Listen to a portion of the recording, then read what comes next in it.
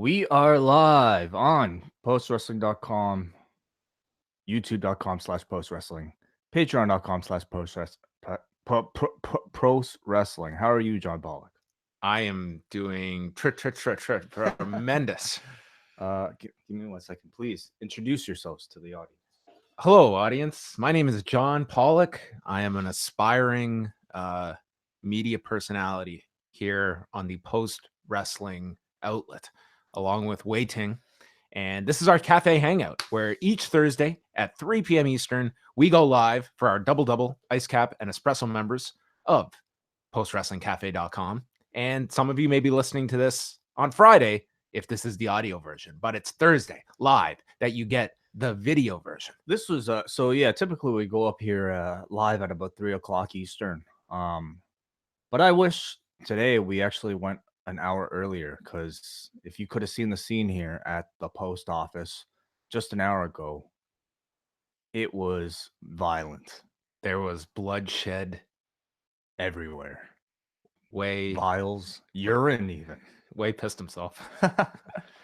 Yeah, we just got done doing blood samples. The first ever post-wrestling drug test.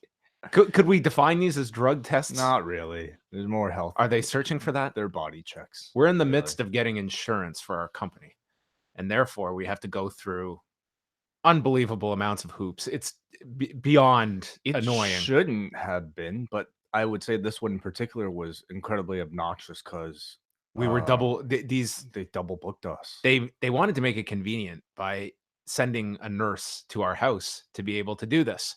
And my initial response to them was, well, Thursday afternoon would be best, because that means we're in the same place. It saves you a trip to Wai's house along with mine. Just come on a Thursday afternoon. Then we were told by a new person that was brought into the mix that it can't be done in the afternoon. It just can't, because you have to fast. And if you're going to sleep and then wake up and then fast all day, that's not good. Like, yeah, that makes sense. So we made it for Saturday morning, and they would just go to our separate places. Mm-hmm. And that is what I'm expecting. Saturday morning, there is going to be a knock on my door at 9 a.m. like USADA, and I would have to submit a blood and urine test. Wednesday night, I get a phone call around 7:30. And it's this woman who I've never spoken with this person. I don't know who all these names are of this crazy chain that is just growing by the day, informing me, can you confirm tomorrow, 2:30? I said, what? No, that was a long time ago. We have since canceled the Thursday, and we have moved it to Saturday, separate tests. No, I can't do Saturday afternoon. It's like, who are you? It's like, I can't do Saturday afternoon. I can't do Saturday morning. I could do Saturday afternoon or Thursday afternoon. I said, well, I was told the afternoon is not possible because of fasting. So I'm very confused right now. And she's speaking in broken English, so it's making it even more difficult for me to understand all the details here that are coming at me. It was very tough to understand. And so it was left with, no, well, I can come Saturday afternoon or Thursday afternoon. Those are the options. And I'm just thinking, well, meanwhile, he has to relay this information to me. And Wai is like out for dinner, and I felt awful that I'm bothering you with this. Okay. But this is Thursday night or Wednesday night. So you need to know if you can't eat in the morning. Exactly. The problem was this was at the end of the day. So even if we wanted to call somebody to like, I tried to call this other person that had scheduled it and didn't get back to me till Thursday morning with a text. So basically, like, we're left right now thinking, does anyone care about this beyond us? I'm venting. No, I think you and I are getting our anger out. It's okay. So everyone else has to suffer through this. I think it affects this show. So I think this audience wants to know. But basically, like, last night we're like, John, what do we do? So I guess, like, we were both went into the evening expecting to fast and expecting to do our blood work the next day. So no food. In John's case, no water, which in fairness, I need to drink more water in general. I don't drink a lot of water. But I did not, like, literally, nothing has entered your system since for how many hours?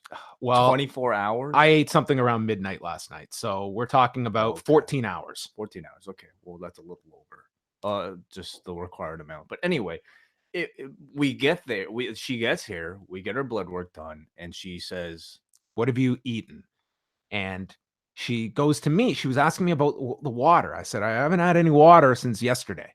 And she said, "Well, what have you eaten?" I was like, "I've ate nothing." She's like, "You've eaten nothing?" I said, "Yeah, because I had to fast." Like, what kind of answer is that you're questioning? She's like, "Oh, well, I mean, it's like the fasting it's optional. It's not mandatory." I was like, we were told these had to be in the afternoon. You're here in the afternoon. I'm so confused at this. I was in a very bad mood on Wednesday night because no one could get back to us. I don't know what's going on the next day. I'm thinking you haven't eaten in 14 hours. I haven't eaten this morning. I didn't care. I was having a cup of coffee because I was not going the whole day without a coffee, because then I just would have been very irritable. So, as opposed to this. And then when I'm told that the fasting was merely optional and she's stunned that I didn't eat anything this morning, I needed to walk away. It's just like, this is very infuriating. John was about to blow up pretty big. How did you feel? You fasted as well. I was not happy.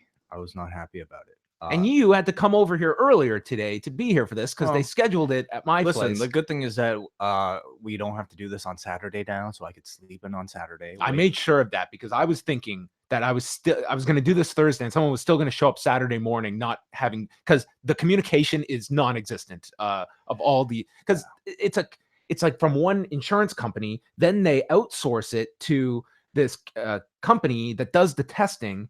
And it's just like all these fractured areas that like the communication just was non-existent. So we're double booked and we're getting all this contradictory information, and the casualties are damn health. It's not exactly like the most, I think, trust that you're inspiring for people that are handling your blood. This is like important stuff.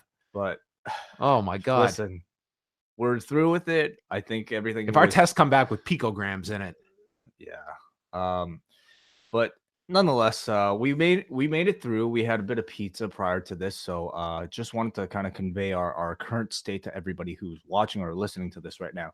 Hello, chat room, everybody joining us right now. I am posting the thread to the Google Hangouts. If any of you guys want to call in, it's been a while. It's been like 3-4 weeks since we've talked to all of you. So look forward to having some of you guys maybe mustering up the courage over the past holidays. Maybe you're in great shape now. Maybe you're in terrible shape, but who cares? Get on your video stream and talk to us. If you would prefer to have audio, that's perfectly fine too. I can cut video if I have the option to. Just like send a message in the chat room. That's if you're going to call in, have headphones on. That's very important. Yeah, correct. Actually, I better.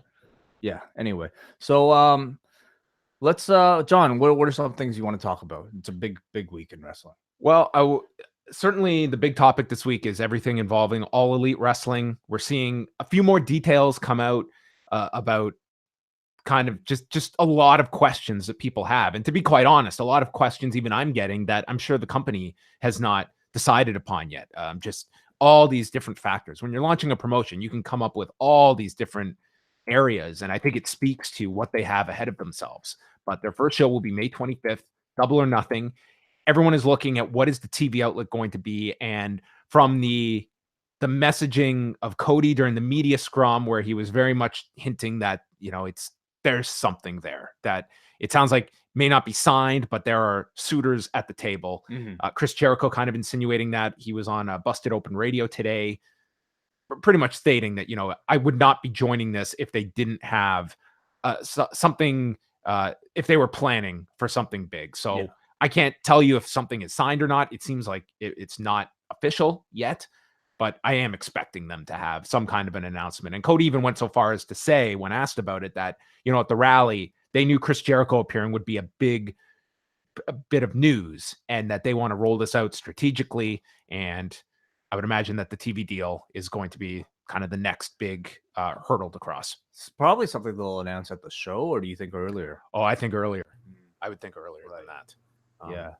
Hey, sorry. We're actually joined by our first guest here. Can we go to him right now? Colin, you are on with us. Hello?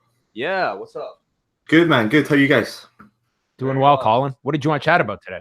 Yeah, it's been a busy week for news, hasn't it? It has been. That is an understatement. So I've got kind of two questions for you. I've got kind of wrestling question, and then I'd like to end with a MCU question, if that's okay. Okay. Yes, please. Cool. So with AEW, do you think there's going to be like a streaming service attached to this kind of TV deal, or do you think they will have more of a TV presence? And do you think they'd have their own streaming service, or could you see them maybe going off with a company like New Japan, Ring of Honor, or even WWE? Because I know they're looking to kind of outsource their streaming stuff. So, what do you guys think of that?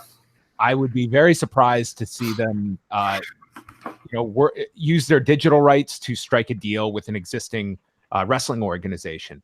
Tony Khan has stated that they have no interest in buying any companies or tape libraries, but they are very open to working with other people. But to me, in 2019, for a pro wrestling company, I think you need a strong domestic television presence, and I think you also need a strong digital strategy. And I would believe that they are going to have both. I think that if they're on a major cable network, that there's also going to be a streaming component to that as well, because the digital rights are going to be very valuable as well. So yeah, that's my long answer to I would expect so, yes. Okay. But launching their own streaming service, that I would be hesitant to think they would go that way, especially when there's, probably offers out there, and you can throw out many different streaming platforms that are trying to gain their own audience that may be aware of them and willing to spend money just for the digital rights. Maybe there's an outlet that just wants the rights to being the elite, as opposed to the actual wrestling program that might be a cable property that they want to have the digital rights as well. Okay, and I've been loving your MCU reviews. Like, I watched the first few, but I've missed out on a few. So you've kind of encouraged me to go back and check out like the Incredible Hulk, which I'd never watched, and a few others. So thank you for that. Do you see yourself either reviewing, or if not, what do you guys think of the TV portion of the MCU? I've looked up the chronological order, and I think the first series is the Agents of S.H.I.E.L.D. show. Have you seen it before, Wai? I have, yeah. I was probably a bigger fan of it maybe during that first season. But to answer your question, I think we're having trouble enough as it is to keep up with like all the movies. And when we're talking about those TV shows, that's just a whole huge bag that there's so many. Way too many. And that's why I stopped watching, because there's just so many to keep up with. I mean, the Netflix shows are fantastic, but because there's so many episodes, the level of importance just keeps dropping and dropping for me. So if anything, we would talk about maybe a particular season of a Netflix show, because John and I love those. John's seen a number of those, but I would say even right now, very unlikely. Yeah, unlikely. Sorry, likely, unlikely. Anything else, Colin, on your mind? No, that's all. I'll leave you guys to talk the news and stuff. Thank you so much for having me on. Thank you for being our first caller of 2019, Colin. Well, Happy New Year, guys. Thank you. Happy New Year. Thank you. Hey, Jamie. Good afternoon. How are you? I was going to say good evening, but we're in a different time zone over here. Yeah. What time is it over there, and where are you calling from? I'm calling from Cambridge, England, and we're at 8:15 of the evening. So I think we're later on. Our audience is going to be European based for this show. This is like prime time in the UK and Europe. Hell yeah. We're all home from work, so it makes sense to log on if we can. Oh, wonderful. What's on your mind, Jamie?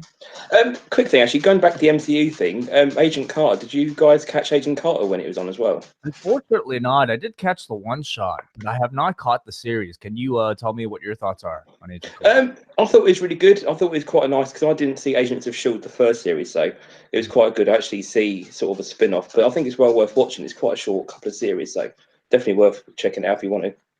What kind of got me was like at some point, like I know in an interview where Joss Whedon and Kevin Feige, eventually they just when it started, it all they claimed the tagline was it's all connected, but then at some point, very quietly, it was no longer all connected, and they had kind of lost me there. But do you keep up with any of the other TV shows currently? No, I don't have Netflix, so a lot of that sort of side sort of misses me. I tend to really follow the films more than anything, to be honest, and that sort of does me for what I want to get my sort of Marvel kick anyway. Yeah. Any wrestling related questions there? Yeah, so basically NXT UK Takeover this weekend, obviously, as everyone's sort of putting up. Do you think that they're going to be doing these quite regularly at the end of all the TV tapings as a big blow off, or do you think they'll just tap it on the end of the usual takeovers at some point? Sorry, that they're the frequency of takeover specials. The UK Takeover specials, yeah. Do you think they'll do one at the end of every set of TV tapings that they've done over like every quarter or something? I would think that, yeah, for a year would seem to have something for the television to build towards. I think that you have to go over there anyway to do the television tapings pretty much every 6 weeks. So I think that to do a big show every quarter, if nothing else, I think that you have a show like that, and in the week or two leading up to it, it engages people to check out the television product, because I don't know how many people are watching it on a weekly basis. I certainly have fallen out of it once they doubled up on the episodes, but was trying to catch up on it a bit this week. So I watched one of the 2 episodes that dropped on Wednesday, and I'm going to hopefully watch the other one before Saturday. But I would think that it'll be a similar rotation as to the United States ones. Yeah. Do you think it'll ever come to that point where they'll end up just adding stuff to the American takeovers to sort of get that UK side to give it a bigger sort of broadcast over in the US as well, or not? Or do you think they'll just keep it on the UK takeovers? I think that you should have some mixing of the rosters, to just to be able to be familiar with some of the names that NXT UK is a spinoff, and like a spinoff show, you want to have characters that you can take from one product and move on over to the other. So hopefully you have people following both. So I think it would be beneficial that they have, not regular appearances by the UK talent, but every now and then you can have Pete Dunne come over and, you catch people up to speed on what's going on there. I'm just about finished this week's NXT, and I was kind of disappointed that they didn't have some portion of the show dedicated to catching you up on, here are all the programs going on, and here's the main event involving Pete Dunne, and here is the tag title situation, and everything like that. There was none of that on NXT this week. No, and I say I've noticed they've been doing little bits and pieces, but it hasn't been plugged, I don't think, as big as it should have been, really. But and just one quick thing, obviously they've just announced that tournament for Royal Rumble Access. I don't know if you were going to touch on that later on or not. Yes. Do you think there's a chance of Kushida appearing as a sort of person to be announced for 205 Live, or do you think that will be someone else? Oh, for the actual tournament, Kushida won't contractually be able to do this tournament. It's going to be happening Royal Rumble weekend at Access. But in terms of Kushida's actual entryway into WWE, I would imagine he's going to go straight to NXT. Okay. And that'll be where he starts off. And I think that's the best place for him. I think he will thrive in that environment. And then after that, if he's there for 8 months to 12 months, I hope for his sake, I hope he does land on the main roster. I think 205 Live, I just think it's a limiting place to put a performer. Yeah, and it keeps stuck there. Yeah, exactly.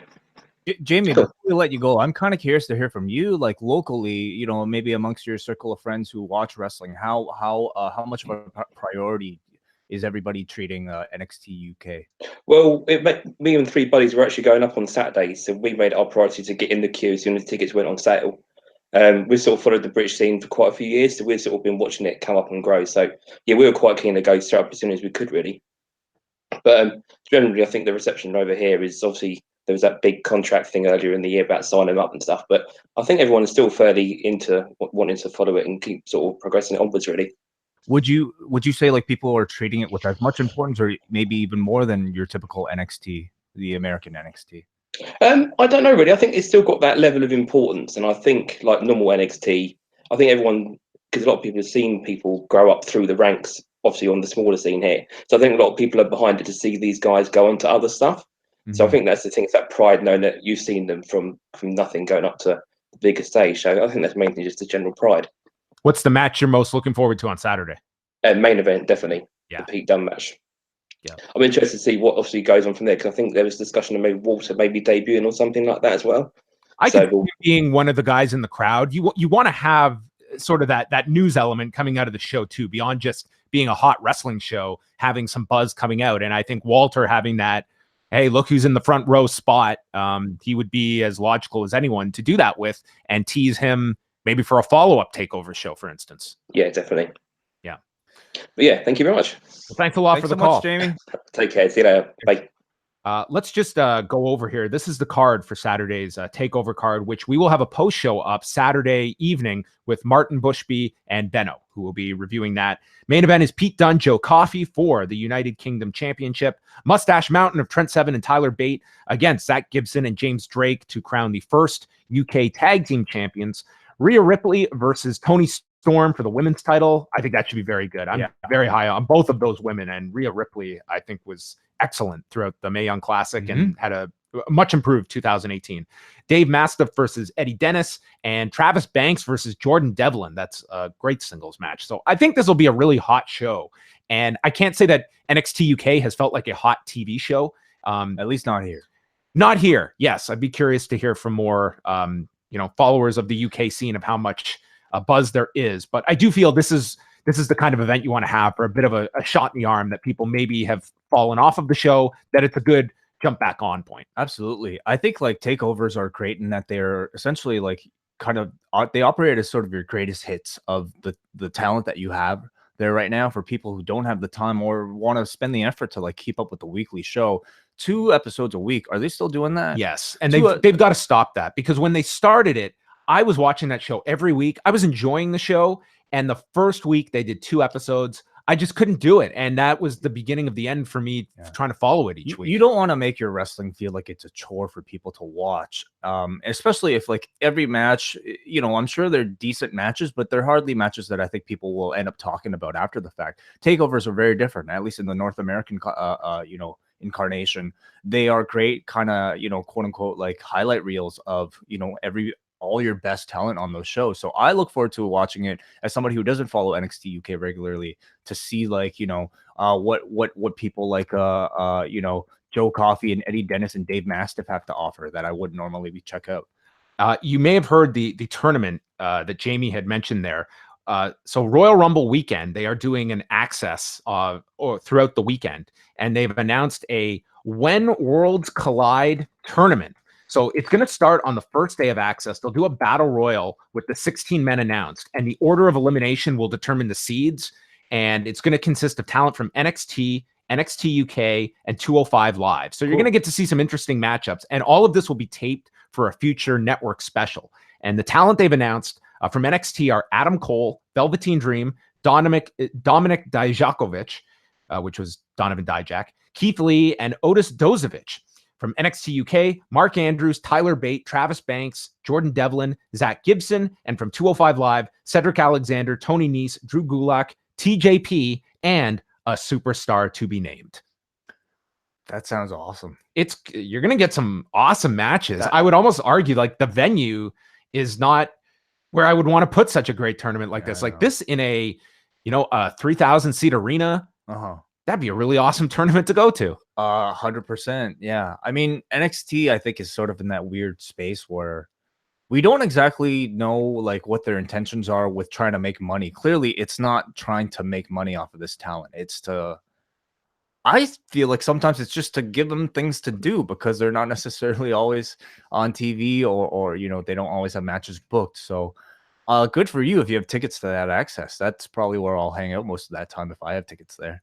There's George Barrios, who's one of the co-presidents of the WWE. He just did this this investors talk. Not for investors. He was at this conference in Las Vegas, and that is how I spent my Wednesday night at around 11 p.m. was listening to George Barrios talk about WWE business. And one of the big things was that it was interesting. He's talking about user data, and that's a pretty polarizing subject these days because of all of the security breaches and finding out like a lot of these companies like Facebook, what are they doing with this information? What is Amazon collecting? What is Apple collecting? And it's a lot of concern about, you are getting these products, but what are you giving up in exchange? And how are these companies tailoring this? And from the WWE's viewpoint, they're explaining that we can track when you make purchases, what you're watching, like down to the T, so we can customize it. This is great. His exact wording was that the more data and then the more smiles we can put on people's faces. I was like, yeah, George, that is exactly what is I have a happening huge here. smile on my face right now just laughing at that statement. Wow. But one of the things he noted, though, was that from their data and their surveys is that their most passionate fans, they want more in-ring content. That's what they want to consume the most. Certainly. And I feel they have the idea that we cannot produce enough. It's got to be, within a certain, we're not going to just spend wildly, but they want to create as much in-ring content as possible. And they have, and number of hours consumed is a huge metric that they weigh their popularity of the WWE network upon. Yeah, and I think you've seen that in the evolution of the network. Between when it started out, it was very much a lot more top tens, a lot more kind of things like what is it, swerved. Yeah, I was gonna say screwed, but yeah, swerved. I think you're seeing less and less of, and a lot more investment. Screwed could be a great spin-off show. Sure. Like you're promising guys pushes, or like it's like all in the writer's room where it's like, you know what? Let's have this guy go out and he pisses himself. Yeah, that'd be great. Or it's all these guys that have their hopes built up and then they're dashed. That would be great. Or you just simply have finishes like flipped at the last second. AJ, we're taking the title off you tonight. We're putting it on Brian. That would be great. He's a hotter heel right now. I would pay the network fee for that. Screwed. A WWE Network original. There's a free one. He also mentioned in this talk that the top 3 sports subscription services. Do you want to guess what the top 3 sports streaming services are? Okay, I'll take a guess. Sports streaming. Yes, sports. Major League Baseball. That's number 1. Sports streaming. I'm trying to think what else there is. Are we counting like one-offs, or are we actually talking about streaming services you can sign up for? Right. So like a pay-per-view wouldn't count. No. I don't know, because I don't think Major League Baseball, or sorry, does the NBA and NHL have such things? They don't, right? I think they have stuff. There's no NHL network for streaming, is there?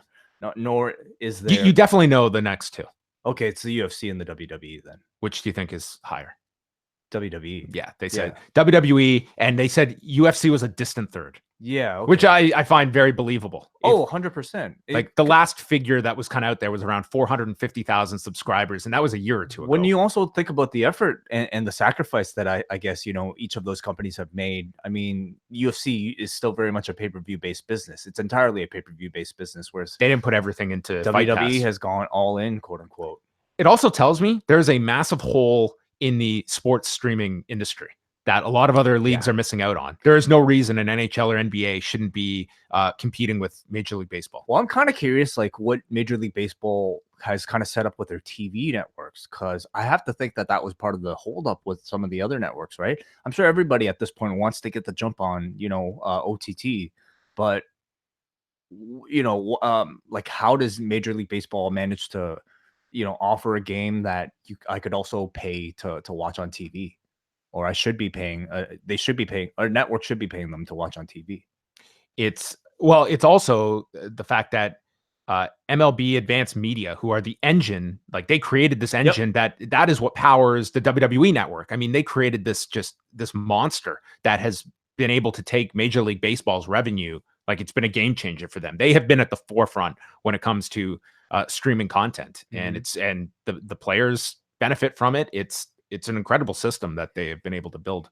Yeah. In hindsight, I mean, I can't say like the WWE has really done anything wrong over the past like 5 years with this whole network era, because they're making more money now than ever on TV. But I can see some errors. What I mean is like, seeing how the game right now seems to be for everybody to jump into TV rights.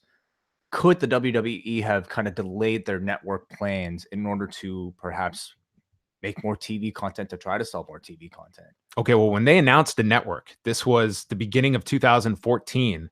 That was the same year their domestic rights were up, and they definitely, I think, hurt their negotiating power. I think that a lot of people were very surprised that this network deal came out. I think it's Will Cooling that's talked about in the UK that they had been like, that was a big problem because their deal in the UK called for the broadcaster to still be able to have the rights to the pay-per-view and delayed the network from being able to launch in the UK. So you had a lot of people blindsided, and then you were expecting this gigantic rights increase in 2014, and they got a moderate increase, but not what they were promising, not what they were talking about openly about getting 2 times their domestic rights. So I think the launch of the network at that time severely hurt their television negotiations in the UK and in the US. Now you fast forward 4 years later, they got that increase that they wanted. Yeah. But there was definitely, I think the launch of the network can certainly be challenged and looked at. And what you figure they have left on the table, what are you gaining by having WrestleMania on the network versus how that would perform if that was your lone pay-per-view of the year? I think WrestleMania would be doing significant business to this day on pay-per-view. Mm-hmm. Any other topics that are on your mind? Are you finished with some of the All Elite thoughts that you have right now? Yeah, I was just going to quickly run through. Tony Khan was on X-Pac's podcast. Mm-hmm. So just a few notes here.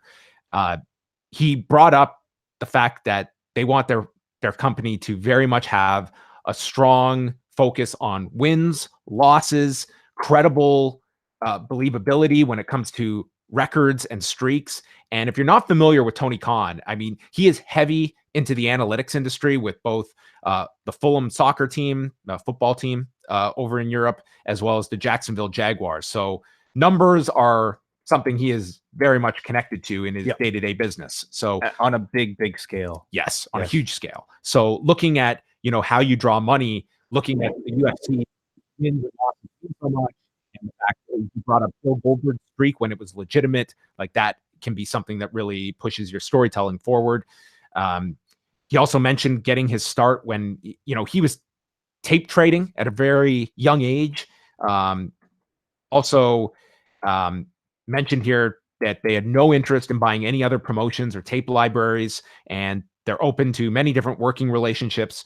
And he stated those with full-time office jobs will have the same benefits as other sports executives. He didn't go so far as to say that the wrestlers would have health insurance, at least not out of the gate, because I know some people kind of took it as everyone's going to have health insurance on day one. That does not sound like that will be the case. Mm-hmm. But Cody has stated anyone that gets hurt in their ring will be covered. Mm-hmm. And, they want to be able to pay people more in this company. And when the topic of equal pay was brought up, I know this has been a very discussed upon subject matter. He said equal pay for equal spots. Yeah. So kind of the way I outlined it the other night seems to be what they mean, is that way if you were a woman and I was a man and we were both in the second match if we were both in similar positions as opening match performers, we'd be starting at the same base pay. And if you are a mid-carder or a main eventer, like that's kind of how they're laying it out. But it is not going to be a case where from the top down, everyone's making the same money. And I don't think anyone thought that was the case. I mean, no, it's not realistic. No, I'm kind of curious to see how that plays out. And again, I'm kind of curious to see how transparent they're going to be with some of these figures. I think it's, it's a private company, so they don't need to be. I know. But like, I think it says something that, this is an NFL and Premier League, owner starting up a wrestling company, because surely a lot of the same rights perhaps that are granted to those other professional sports athletes may be transferred to now professional wrestlers. You have a direct link with owners, and I feel like it's a far more legitimate source of ownership than maybe we've seen in a long time in professional wrestling. We want to get to Mitch. Yeah, let's do it. Mitch, I'm going to present you. You're going to have to unmute yourself. That's just simply how this stuff works. Mitch, if you can hit the mute button off of your phone, we will get to you. Otherwise, I will wait for your call.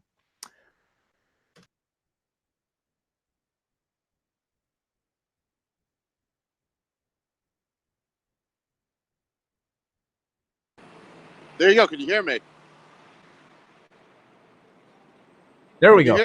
Can you hear me? Got you now. How are you doing, Mitch? Live from New York. Good to talk with you guys again. You're in the subway. I'm going to show the world where you are. In Grand Central Station. Oh, amazing. Look at this. John, you can't see right now, but he is in front of my Grand mind. Central I can. Station. Wow. Wow. It's quite cold out, guys. But Wai, thank you for linking me in here. I had a little trouble getting on. I think my phone internet's not exactly working. Well, thank you for the persistence, man. This is really cool to get to see somebody in the streets of New York. What's happening? What's like there? I'm sorry. What the weather's like? It's very cold. Yeah, it's probably just as bad here. Our meteorologist, Mitch. Yeah. What's on? No, I wanted to chat AEW. I went back and listened to our review away about BTE August of last summer, and we did a likely unlikely, and it was quite amazing to see how many things changed. Yes, that's right. Yeah, I forgot about this. Yeah, let me just tell everybody. So yeah, Mitch is an executive producer, and on his edition of Rewind Away, we talked about being the elite. He gave us a whole list of scenarios for 2019 that I guess he has the answers to right now. So I look forward to it. Mitch, let's hear it. Yeah, so I'll run through these real quick, and then I have some other thoughts. Bear with me while I look at my other my notes here. So both of you said unlikely that the elite will join the WWE within 1 year. And again, we did do this for 1 year out. It's amazing. 6 months later, and we're talking about this because it's pretty topical. Yeah. John said likely that WWE would try to replicate a show like BTE. His prediction was with the B team. Wai said unlikely. Wai was correct. Well, what's sort of the jurisdiction on that? Because I mean, is Edge and Christian not a show that's similar? Or yeah, but that had started way before we did this. That's true. I would say that the Hardy universe, especially did for Halloween, I was disappointed not to see one for Christmas. That was a pretty good take on something. That also kind of existed before, though, didn't it? Better than the version that I think they had shown on Raw, at least. True. Streaming service picks up BTE and or the rights to All In. Again, this was before All In. And then I had also asked about future All In shows in the series. John said unlikely for All In, but maybe for the next one. I think we're going to get the answer on that. And then both of you said yes to BTE. This led to a convo we had about whether or not they take the WWE deals or they consider what could they potentially make in terms of revenue outside of WWE should a streaming service or somebody come to them with some kind of outside offer. And again, we got the answers to that. Clearly better than WWE was willing to give them, or the potential is better. Yeah. Sorry, was that question in particular reference to being the elite itself, or are we talking about the group?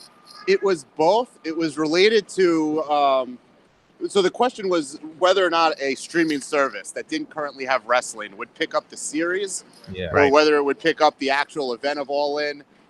We didn't know at the time that it would be, I think 0 Hour was on TV. That was not announced at the time. And then we'll see what happens with future All Ins and Double or Nothing. Which I have some thoughts on that. The last one was that All In 2 would feature the current cast of Being the Elite, and both of you said yes, and also Being Elite would still be around within a year. So pretty interesting to see where things have gone in just 6 months, like I said. All right. So did we do well or what? What's the final verdict? I think the final verdict did pretty well, and I think that things probably happened much quicker than anyone would have anticipated.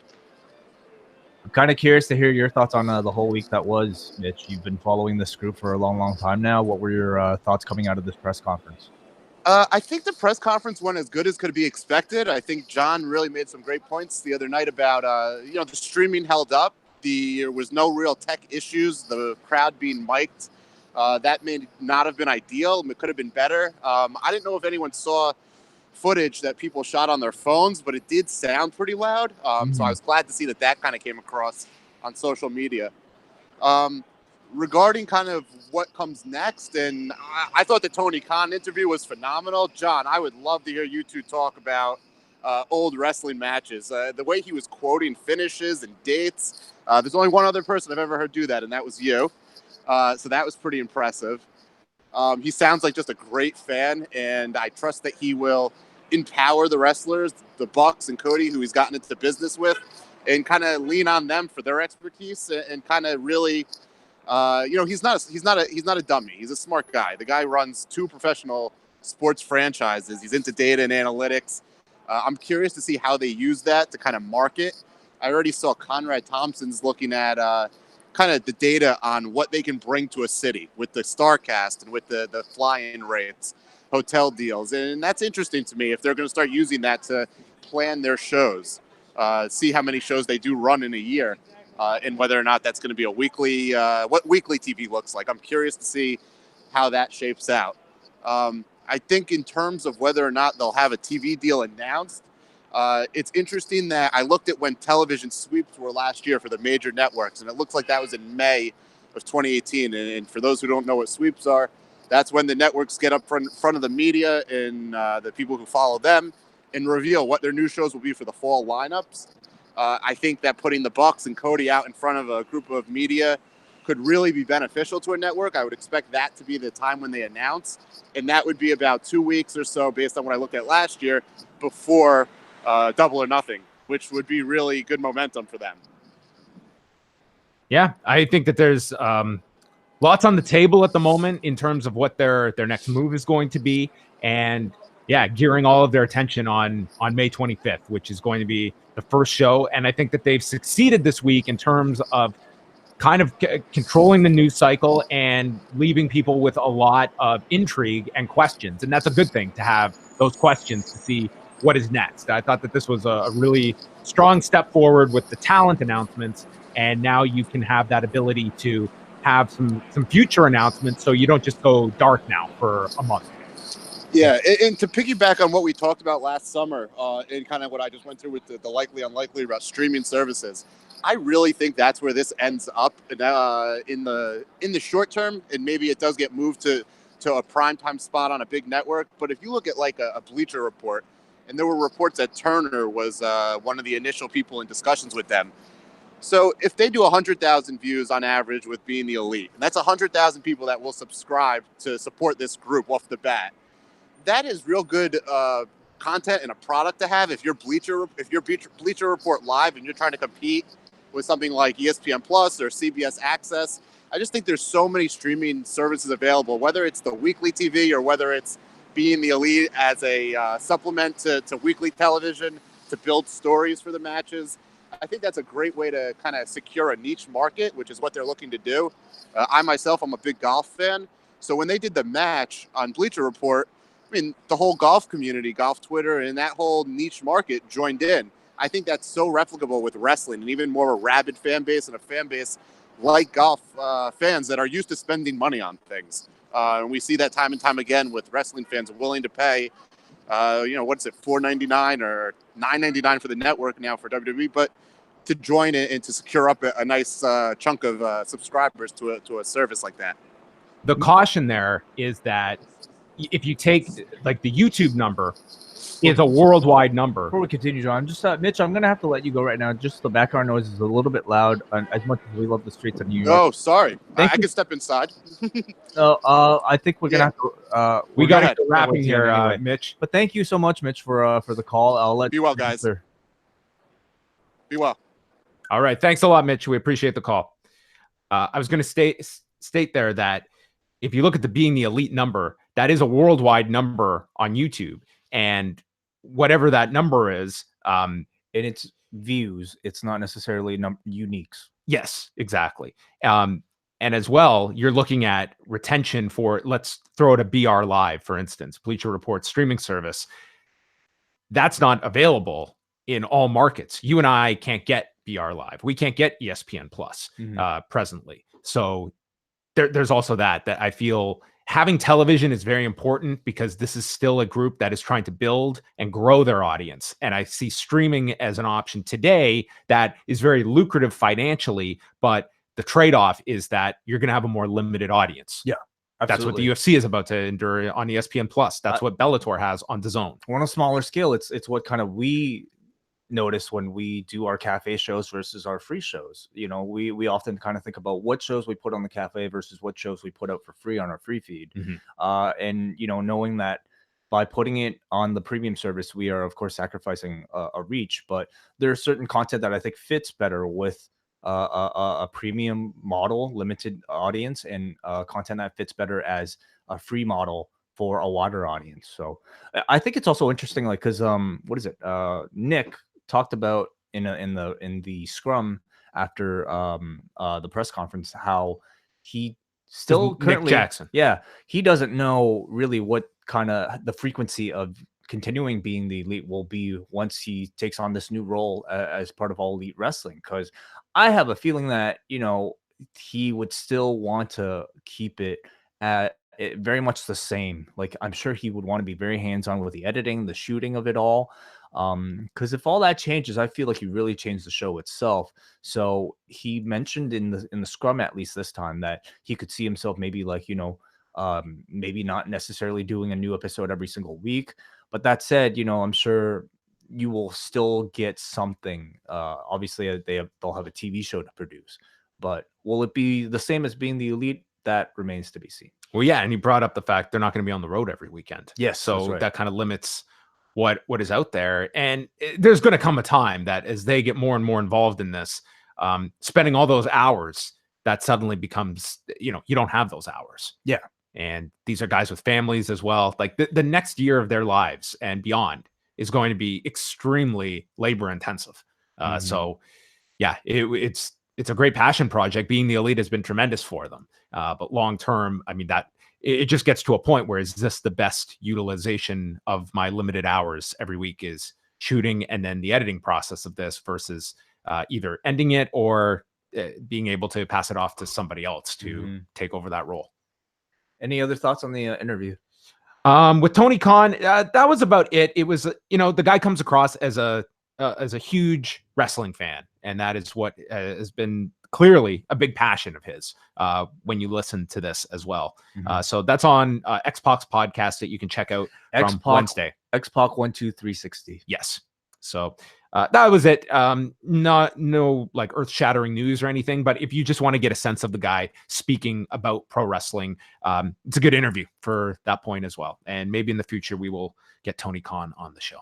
Cool. We're nearing about 50 minutes here on our show. So I was going to get to our Ask Away thread, which is growing bigger and bigger by the second. Do you think we have time to? Let's take a few questions. Okay. Before we wrap. Let's do this. So this is Ask Away, the questions thread that is in our forum right now, forum.postwrestling.com. Again, we just have a whole lot of feedback questions this week. So, and for those listening that maybe are not familiar, Ask Away is a show we do once a month at the beginning of the month, but because of the holidays, we skipped this past months, and we will be back the first weekend of February with our next Ask Away, where we go through all the questions that have piled up over the last 2 months, and we spend as long as necessary answering them all. Yeah, we're gonna spend a while, because when was our last show? Was it? It would have been the beginning of December, right? The beginning of December. Right. Okay. So, okay. I think I found my spot. Blah, blah, blah. Oh, wait a second. Oh, this is terrible. Also up on the site is the latest Up Next with Braden and Davey. They've got a review of this week's NXT featuring what came across as Nikki Cross's send-off with Bianca Belair, as well as Adam Cole versus EC3, and the new tag team of Fabian Eichner and Marcel Bartel, who we got to see back in February at a NXT house show in Mississauga, and he was a great heel. I really like this tag team. They've got their finish is Fabian Eichner power bombs the guy into the arms of Bartel, who finishes it with a bridging German. Cool. It looked really good. You can't do this on every tag team, but these guys that they had in there took it great. It was a really fantastic finish. I like these two as a team, seeing them together for the first time. All right. A couple questions here. RKO says it's often said that the key to a better product, better ratings, and so on is creating more stars. After reviewing the Survivor Series booking, this was, of course, sent back in November, it's clear that most of the stars are on Raw. Raw had to win 3 matches to protect people on that brand, namely Ronda Rousey, Brock Lesnar, and Drew McIntyre. You could also count the women's match going the Raw's way due to a need to protect Nia for her match with Ronda. Meanwhile, SmackDown's bigger names such as Charlotte and newly crowned champion Daniel Bryan are seen to be able to absorb a loss. With that being said, my question is, if WWE books all of its stars to be on Raw, how is it that SmackDown, with fewer true stars, is consistently the better show? Could it be that the fascination with creating stars has been overblown compared to the importance of good writing and good matches, or is there more to it? I think there's a lot more to it than kind of just stating that it's stars on Raw and not stars on SmackDown. I think there's stars on both shows, but it's also handling of stars. WWE does not have that over the top crossover babyface or heel that is, in the public's consciousness at the moment. Not an everyday performer. Ronda Rousey would be the exception there, perhaps. I wouldn't even put Brock Lesnar at that level as like the transformative star that is going to lift business up. Ronda Rousey is not gigantically altering business for the company at the moment. I feel that trying to build those stars, that is what is ultimately going to showcase that difference. And I think that they have a number that are candidates, but you don't have that. Like, for instance, they don't even have a John Cena right now. Yeah. Well, they do have John Cena, but not regularly. No, and that's what I mean by not having John Cena is like they don't have someone filling those shoes yet as well. And the closest would probably be Roman Reigns for most people, who is not around either. All right, let's go to one more question here from Matthew, who says, according to Wikipedia at the time of reading, the Raw roster has 37 men and 14 women. SmackDown has 32 men and 11 women and 18 cruiserweights, some appearing on NXT UK and the Lucha House Party on Raw. What do you think is the answer to all of this talent? Having heat and velocity seem to have a decent purpose, and a rejuvenation of these brand-specific B shows on the network would be nice to see. Is there also the key point that, of course, actually using the Raw and SmackDown shows to their full potential, which I feel they aren't completely doing at the moment? So an over-bloated Raw and SmackDown roster, what do you do with all that talent with limited TV time? I don't think it's this negative if it's handled correctly. And I think NXT does a better job with this in that you watch for an hour. You're not going to see Johnny Gargano wrestle every week. You might not see Johnny Gargano every week, but you know that he's in the rotation. You know he's involved in a story. And maybe this week we're not telling that story, but we keep them in the back of your mind. You're aware of what's going on. Is it different though when, because those NXT TV shows are taped in a bulk setting, so you are, for the people live in audience in attendance, are going to see Johnny Gargano wrestle most likely sometime during the evening, whereas if you're paying a ticket to go see Raw or SmackDown, isn't there more of an expectation to see your top stars wrestle every single time? Yeah, but we're not talking about the top stars here. We're talking about the lower end guys that you might not see on a Raw. So you would still put all your top stars wrestling on the main event, but your lower end guys you would shuffle? I'm talking about, and this is more specific to SmackDown, where we see more of that frequency. Like this week, we didn't see Randy Orton this week at all. And I think typically what they'll do is suddenly they don't have an idea for someone, so they disappear. And I don't think that's the answer. But to be able to have, certain ideas in place, like, okay, Randy Orton is not going to be wrestling a match this week, but we know in 2 weeks, this is what we are building towards, and having ideas in place for all your key people and not having the same turnover every week of the same people. And that's very hard when you've got a 3-hour format that you can't just have, that you're not going to have a lot of matches that are replayed, that you're not going to have a lot of the talent that feels the same.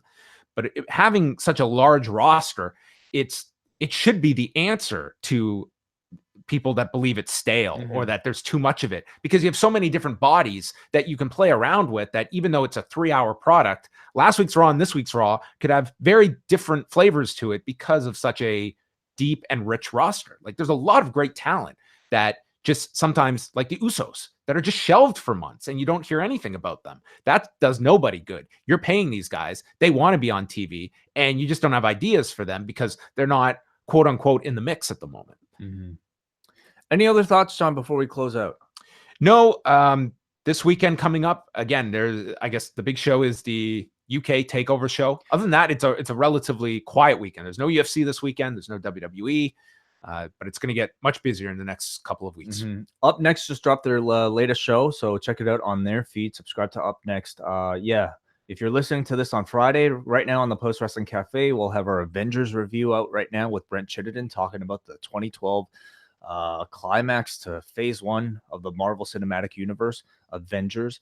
And then, as John mentioned, on Saturday, we have our British Wrestling Experience friends, Martin and Benno, talking about NXT UK. You're going to get that first immediately afterwards on their feed. We might put it up on our feed maybe the day after. And then Sunday, we will have the MMA prediction show. Ariel Hawani will be joining me from ESPN. We'll go through the list of predictions from last year and then make a whole new list for 2019. So that will close out the week on Sunday. Wonderful. Thank you, everybody who joined us live. Thanks here. for all the calls. Yeah, this was awesome. This is the most calls we've ever had for one of these things. You know, and with a minimum of technical difficulty. So we're gonna get better and better every single week. Hope you guys tune back in here next week, Thursday, 3 p.m. Take care.